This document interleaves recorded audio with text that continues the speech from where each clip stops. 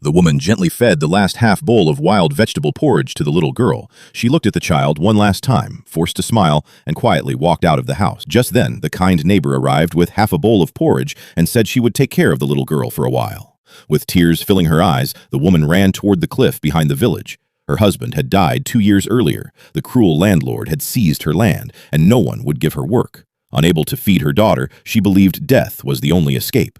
She stood at the edge of the cliff, closed her eyes, and jumped.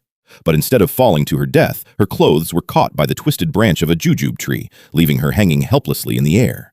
Terrified, she burst into tears. At that moment, an old woman with a walking stick stepped out of a nearby abandoned temple. Looking at the frightened woman, she smiled and asked, "You're not afraid to die, but you're afraid to live?" The woman cried as she poured out all the pain she had carried for so long. She said she only wanted to end her suffering. The old woman took out a cracked bowl and placed it before her.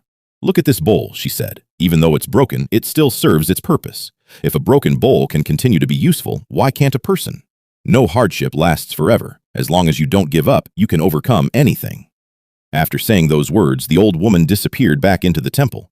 Suddenly, the cracked bowl rolled into the woman's hands, and an unseen force lifted her safely back onto the cliff. Filled with gratitude, she bowed 3 times toward the temple, hugged the cracked bowl tightly, and returned home. Holding her little girl in her arms, she promised herself that no matter how difficult life became, she would never give up again.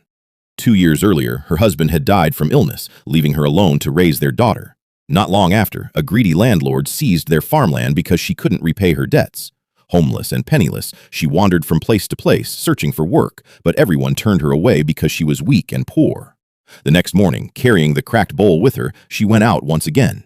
She found a group of travelers who had cooked a pot of wild vegetable porridge but had no bowls to eat from. She offered her cracked bowl, serving each person one after another. Touched by her kindness, a boat owner thanked her and gave her half a sack of dried sweet potatoes.